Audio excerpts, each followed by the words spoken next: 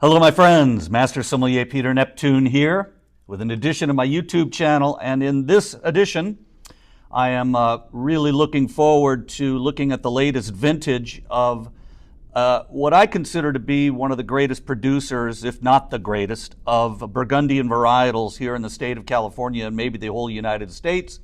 It's a producer called Small Vines. An amazing viticulturalist named Paul Sloan and his wife Catherine run this family operation. Paul's considered to be one of the greatest viticulturalists around. He's the most knowledgeable person I've ever met in the U.S. on particularly organic farming. He is meticulous in his approach. He is Burgundian in his approach. He uses only dry farming, no synthetic chemicals, no manipulation, no nothing. This is what you're getting is vineyard to the glass, which of course you all know is what I'm always looking for. You know, I've copyrighted the term soil to glass transfer because that's what I'm looking for in wine. That's what I love about Burgundy. That's what I love about Northern Rhone wine, et cetera, et cetera. You know, he always says that small vines produce the best wines. I think he attributes that phrase to Albert de Villaine of Domaine de la Romanée-Conti. And what we mean is really small vines yielding, you know, less than 1.5 pounds per vine, in some cases less than 1 pound per vine. And, you know, it's just a different approach. His vineyards are planted, I mean, I've been there, are planted to roughly, what we call 3,500 vines per acre, 3,000 vines per acre, which is the equivalent of around 9,000 vines per hectare. That's Burgundian style density. You're looking at extremely dense, less than meter to meter spacing, where the vines compete with each other for nutrients and therefore produce smaller yields, therefore smaller vines.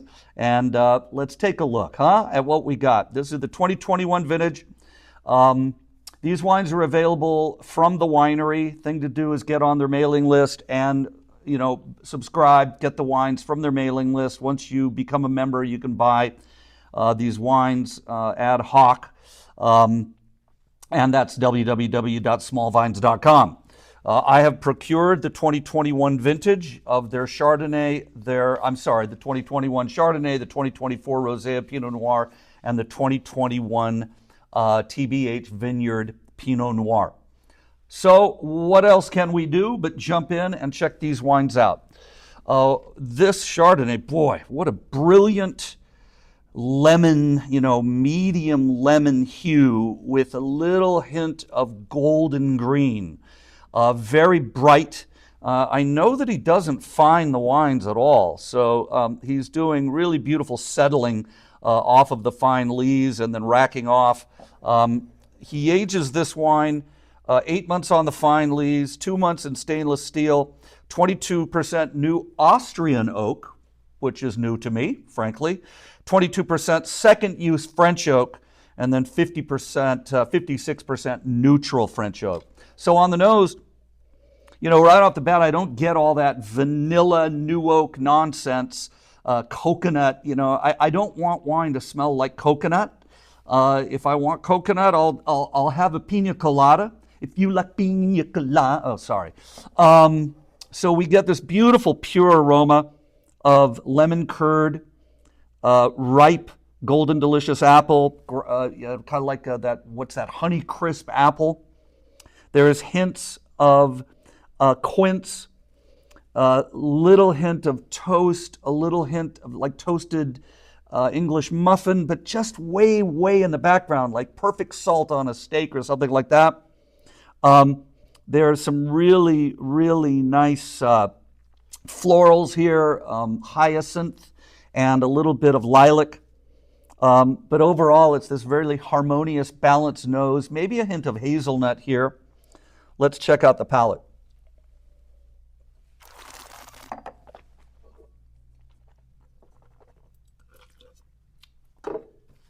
Oh, wow. Congrats, Paul. Dry, acidity, medium plus, very crisp, very pure, mineral now. coming through with the acidity. Wet stone, wet rock. Alcohol's medium. I think this is 13.5, which is just amazing to me here in California. You're talking coastal influences, a windy ridge top vineyard here at the home vineyard, the TBH vineyard where he's located. This is pure. Boy, I hate to make illusions, and I really, but those of you who are Burgundy fans out there, this would remind you of a top quality Premier Cru Puligny Montrachet.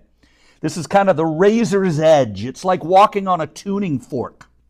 It's got vibrancy and beautiful, pure, golden delicious apple, wonderful lemon, a hint of kaffir lime in the background.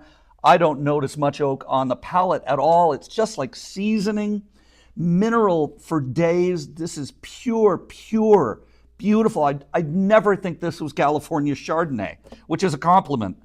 But man, what he's doing here is just astounding. This wine will age for decades. Absolutely amazing. That's outstanding Chardonnay.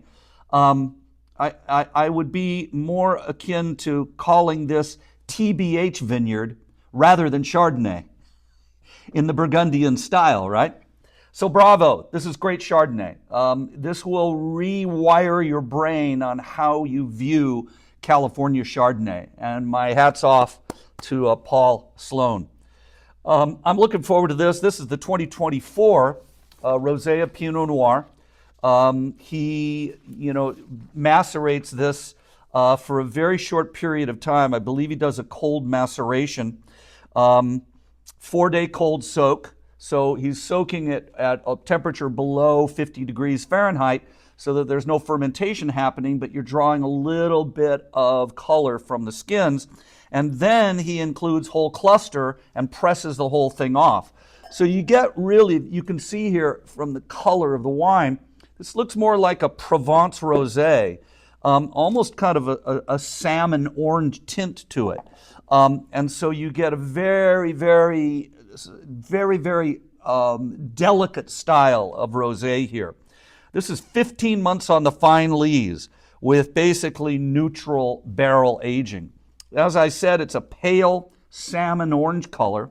And on the nose, and again, very high density plantings, 4 times 3 spacing, 3,630 vines per acre. That's over 9,000 vines per hectare. So that's just crazy. That's crazy viticulture. So on the nose, very bright, very vivacious. There's strawberry, shortcake. There's a little bit of orange rind, a little bit of lemon rind, some freshly squeezed orange juice, some peach. There's nice notes of florals over the top, peach blossom, strawberry, very nice kind of almost yellow cherry aroma here. On the palate,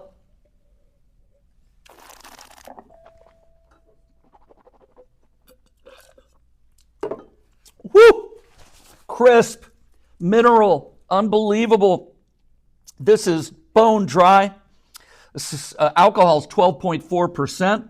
This is you could have this beautiful lunch rosé right here. God, I'd love some oysters, and this, or those Peruvian scallops that they have at Water Grill. Oh man, I love those things. That would be perfect. This is unbelievably dry, high acidity, very crisp wine. Almost low alcohol, but medium minus alcohol, right? Medium alcohol. A body is medium, and the intensity is medium plus, and there's just this vibrant strawberry, yellow cherry. There's red apple here. It's crisp. It's delicious. It's just driving with acidity and mineral.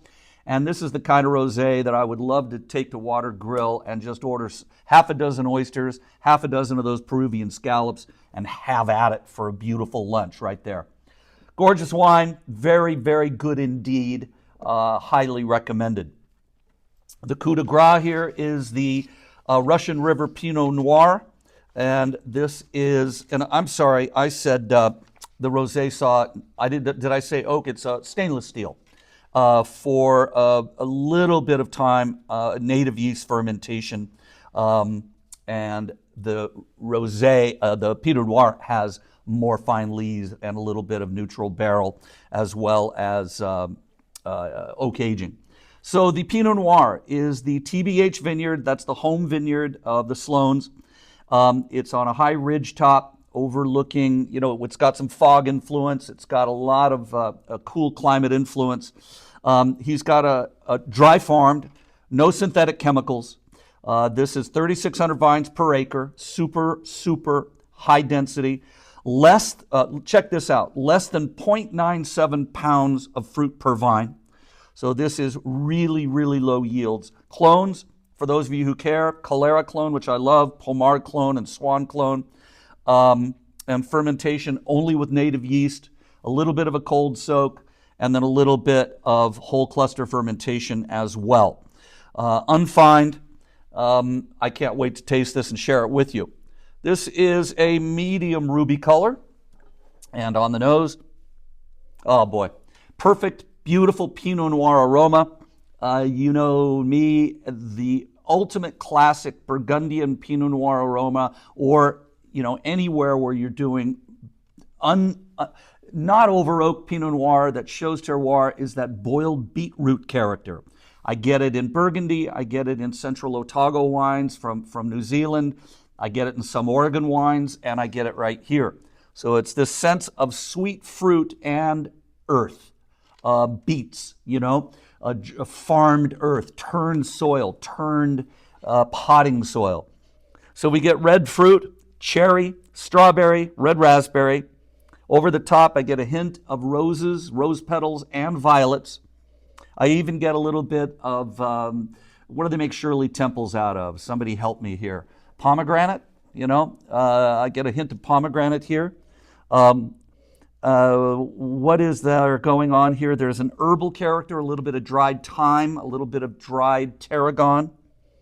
Overall, this wine is just beginning to show a little bit of development and a little bit of bottle bouquet with fresh fruit. There is a beautiful streak of turned earth soil through here. Nothing sweet, but the fruit is fresh and ripe. On the palate,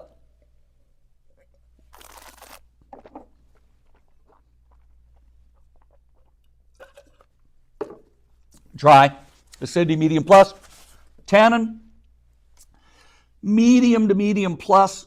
There's a nice grip to the tannin, a nice edge to it, but it's mouth-filling, mouth-encompassing, and it gives the wine structure. This wine will age for 15 years easily. The wine has some nice structure to it. I'm not going to call it grippy tannin. I'm going to call it full-bodied tannin with structure to it. Alcohol's medium, 12.4%. Oh my God, this guy is on another planet. 12.4% alcohol. There's California Pinot Noirs out there that are 15.5 alcohol, folks. I mean, whoa. This is crisp and crunchy. It's like a crunchy red apple, crunchy cherry, strawberry, incredible beetroot, persistent, earthy. It's got wonderful minerality to it, and this sense of herbaceous, no, not herbaceous, sweet herbs, thyme, tarragon. Outstanding Pinot Noir. I think will be better with another year or two in bottle, if you can do that, or give it a 1 hour decant before you drink it. What the Sloans are doing, in my opinion, is no less than miraculous. They're making wines that I would put in the old world. I hate to make comparisons, and so I'm just going to say I'd put these wines in the old world, and that's my highest compliment. The fact that he's doing it here in California is amazing, and I congratulate Paul and Catherine for their achievements here. You can get these wines from their mailing list, www.smallvines.com. This has just been amazing to me. I need to review more of these outstanding California wineries when I find them, because they're few and far between. But congratulations to them. This has been a pleasure. I'm going to drink these tonight with some friends at dinner, and I'm sure they'll be even better after being open for a day here. We'll see you next time. Thanks for watching. As always, please subscribe.